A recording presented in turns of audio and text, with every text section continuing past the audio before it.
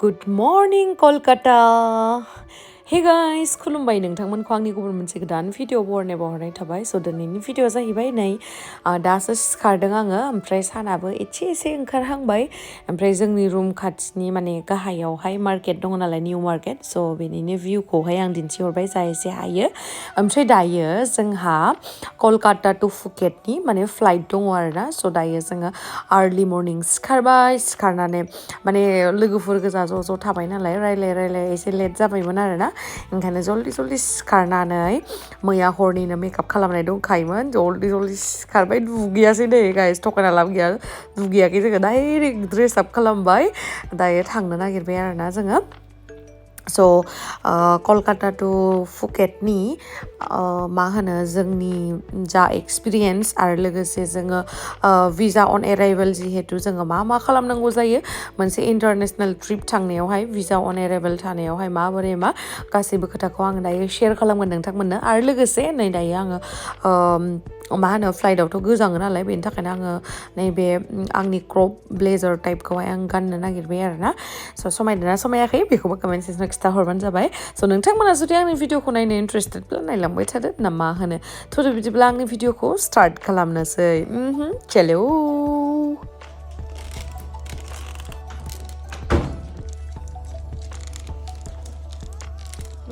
बायगोनलै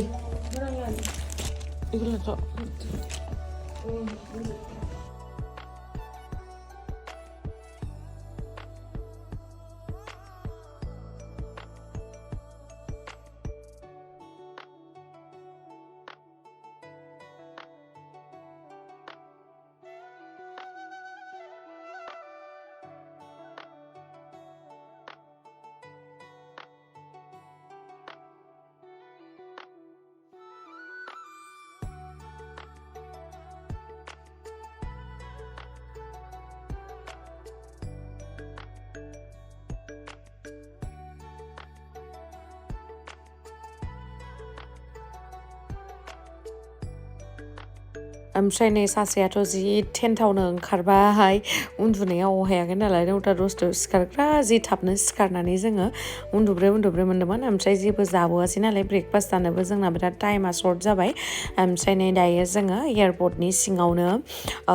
बिरियानि आरो लोगोसे मा जादोंमोन चिकेन रल जादोंमोन आरोना नै दायो जों जानोसै बिरियानि ओमफ्राय चिकेन रल खाव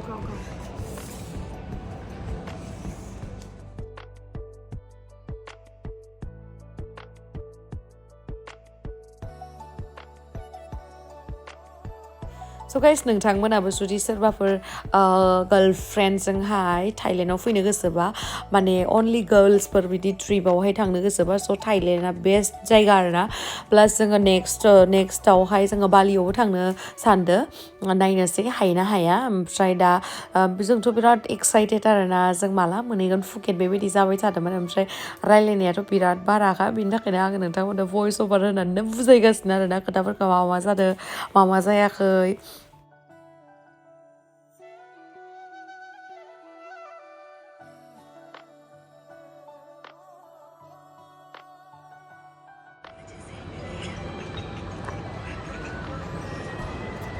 सान्दुंथार ओमफ्राय जोङो नै रिल्स बानायदोंमोन आरोना साथामदो माने ओरैनो नेबाय थानो बानानै कलकातायावहाय माने बिराद थाबनो जादों माने दसेनो जादों आरोना जोंना सिकिउरिटि चेक इन बा जाखिनि मा प्रसेस थायो सब जाजोब्बाय ओमफ्राय जों लेटआनो जालायबाय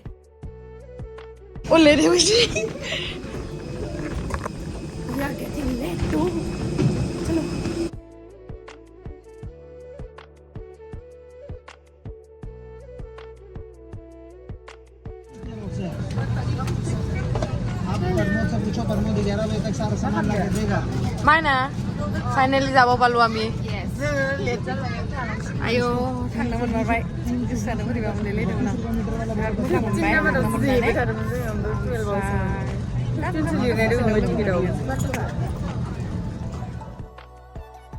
लासिंसिंनो गाइस जोंहा आब' गेमस्रि मोना फ्लाइटआवहा सबसे लास्ट सफैदो आरो ना गासैबो नाहरजोब्बाय थादों ओमफ्राय जि लासिंसिं मोनबाय दे जोंहा आब' गेमस्रिया ओमफ्राय आब' सानद्रि मोखां आब' दाला मोखां आरो सासेनि नामखौ दोनथ'नाय जायाखै आङो साननैसो उनावहाय दोनथ'गोन आरो ना बा मालाय जोंहा आब' दाला मोखां सानद्रि मोखां मोनासो मालाय जोमैनि सा सा बिरहरबायलै आंखौबो लांफा दे आब' गुमै लावदुमखौबो लांफाबानो जाबाय बेबायदि हारसिं हारसिंल' थांनाङा दे मोनफैबाय जों दायो फुकेटआवहाय ना फुकेट यार हेपि आरो मोनफैनायखाय ओमफ्राय नै दायो जोङो मोनफैनाय लोगो लोगोनो मोनसे फर्म फिलआप खालामनानै होनांगौ आरो ना भिजानि थाखाय भिजा अन एराइभेल नालाय ओमफ्राय जोङो फैनायनि सिगांनो भिजाखौहाय लाखानानै फैनाङा नैबेयावहायनो मोनखागोन आरो स' बेयावहाय फर्म फिलआप खालामनानै होनांगौआवहाय पासपर्ट साइज फट' लाबोखा नोंथांमोना पासपर्ट साइज फट'खौ नांखागोन ओमफ्राय आरो लोगोसे नोंथांमोना मा हटेलाव थांगोन बा नोंनि पासपर्टनि नाम्बार बा नोंनि फ्लाइटनि नाम्बार नोंनि date of birth expiry date बा इस्यु डेट बेबायदिफोरखौ नांगोन आरो ना नोंनि नेमफोरखौहाय ब्लक लेटार्सफोराव लिरनानै बिदिनो फर्म फिलआप खालामनानै होबाय जोङो ओमफ्राय होखांनायनि उनावथ' सिमखौ नांगोन लावदुमजों नङाबा मादो रायहरनो देलाय नैबे सिमफोरनि दामा नैबेयावहाय लिरनाय दंखायो नै आं दिन्थिबाय ओमफ्राय आरो सिमल' थाबाबो जाया जोङो दायो गारि लानानै थांसै आरो ना स' टेक्सि नङाबा मिनि बास लानानै थांजायो स' नायनोसै माबोरैहाय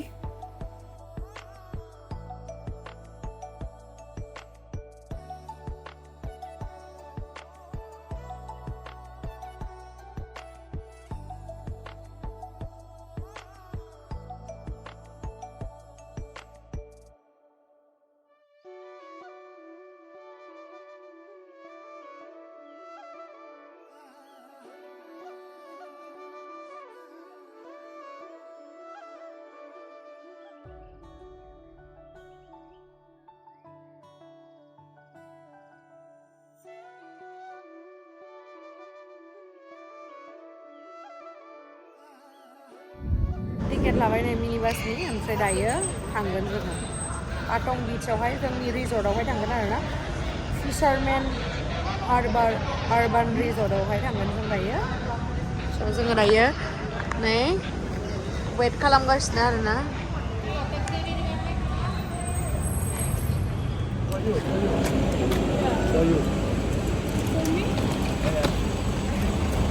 मिनि बास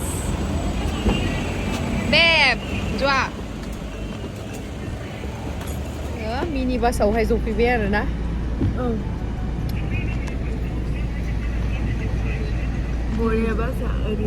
बरियाखा इसना बासबाबो बिराद कम्फर्टेबल आरो ना जनो थाखाय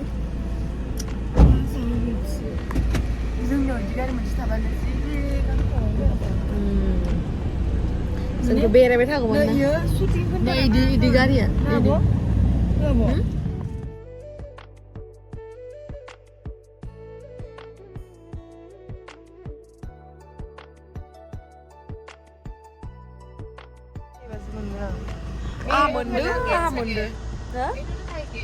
डमेस्टिक आंना माबाफोराव पाकिस्तान चाइनायाव थांबासो मोनो आयौ पाकिस्तानाव थांगोन नो आइसि पाकिस्तानाव जावोले बांलादेश पाकिस्तान ओमफ्राय नै दायो जोङो जेखौ बुंदोंमोन ना मिनि बासाव गाखोदों होननानै नै मिनि बासा बेबायदि आरो ना माने जोंनि इण्डियाआवहाय थानाय जिथु ट्रेभेलार गारि जे बेबायदि टाइपनि खिन्थु ओरैबायदि स्टेन्डार्ड सिङाव जनो थाखाय बिराद कम्फर्टेबल माने बिराद मोजां बासबाबो माने बासाव जनाय बायसाबो नङा आरो ना बिराद साइसथार गारियाबो बोरैबा गोलावलावनो ओमफ्राय माने गारिफोरखौनो आं मोननै टाइपनिल' नुदों मोनथाम टाइपनि मोनसेयाथ' बिदि लांदां अट' ओमफ्राय नैबेसेया मिनि बास ओमफ्राय बे मिनि बासाबो बिराद दामि मिनि बासावल'सो जनो मोन्दों नालाय बिराद कम्फर्टेबल आरो ना ओमफ्राय नै बेबायदिबो बिराद स्टेन्डार्ड नुयो माने दरजाखौ बेबायदि खेवनायनि नालाय स्लाइडिं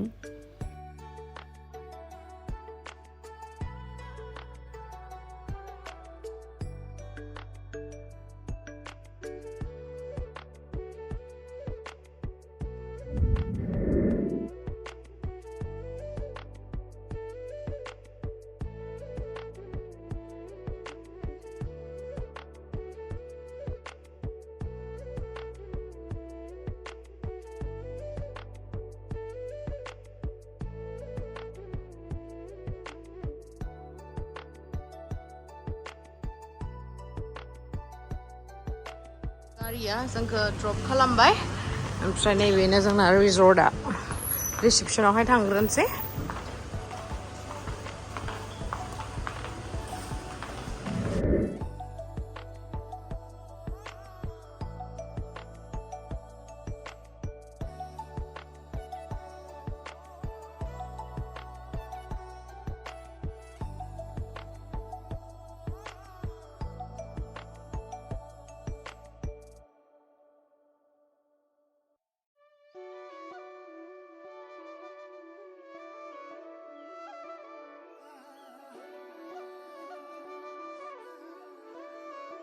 So नै गाइस जों थानाय रिजर्टआ दा मोनफैबाय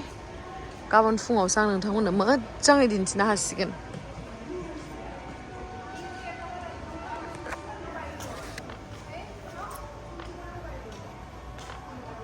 या अखासो हादोंमोन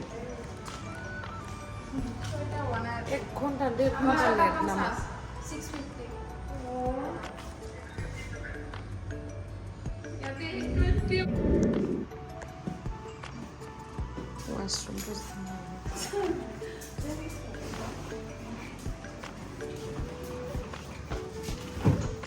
ঠিকে আছে বেয়া নহয়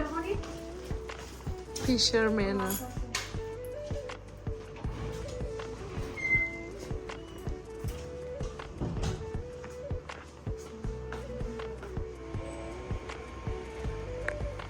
So guys, नै मोनफैबाय ओमफ्राय दायो दसे रेस्ट लानोसै रुमावहाय